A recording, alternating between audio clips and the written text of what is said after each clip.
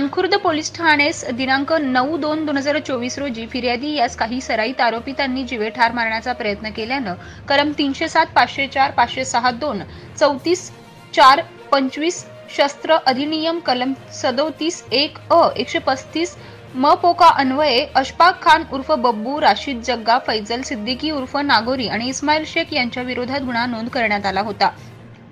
नमूद गुन्ह्यातील आरोपितास अटक करण्याकामी परिमंडळ स्तरावर पथक तयार करण्यात आलं।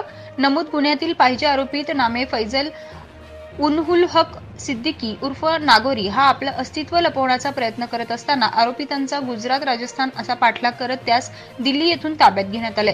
त्यास दिल्ली येथे न्यायालयासमोर हजर करून मुंबईत आणलं असून आज त्यास रिमांड कामी न्यायालयासमोर हजर करण्यात आलं असून त्यास 11/3/2024 रोजीपर्यंत पोलीस कोठडी रिमांड सुनावण्यात आली आहे। गुन्ह्याचा पुढील तपास ट्रॉम्बे पोलीस ठाण्यास पोलीस निरीक्षक अनंत शिंदे करत आहेत। सदर आरोपित नामे फैजल उल हक सिद्दीकी उर्फ नागोरी हा अभिलेखावरील आरोपित असून त्याच्या विरोधात जीवेठार मारण्याची धमकी देणे, घातक हत्यारांनी इच्छापूर्वक दुखापत पोहोचवणे, नुकसान करणे, दंगा करणे, गृह अतिक्रमण करणे, भेसळ करणे, अपायकारक पदार्थांची विक्री करणे आणि गुटखा प्रतिबंधक कायद्याअंतर्गत गुन्हे दाखल आहेत।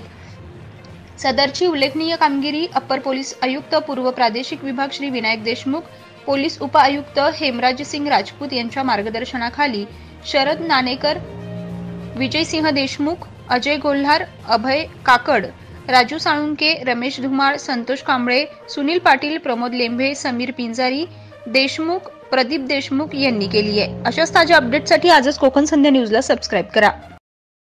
पनवेल, नवी मुंबई आणि रायगड जिल्ह्यातील ताज्या बातम्या आणि नवीन घडामोडी पाहण्यासाठी सबस्क्राइब करा कोकण संध्या न्यूज चॅनल आणि दाबा बेल आयकॉन।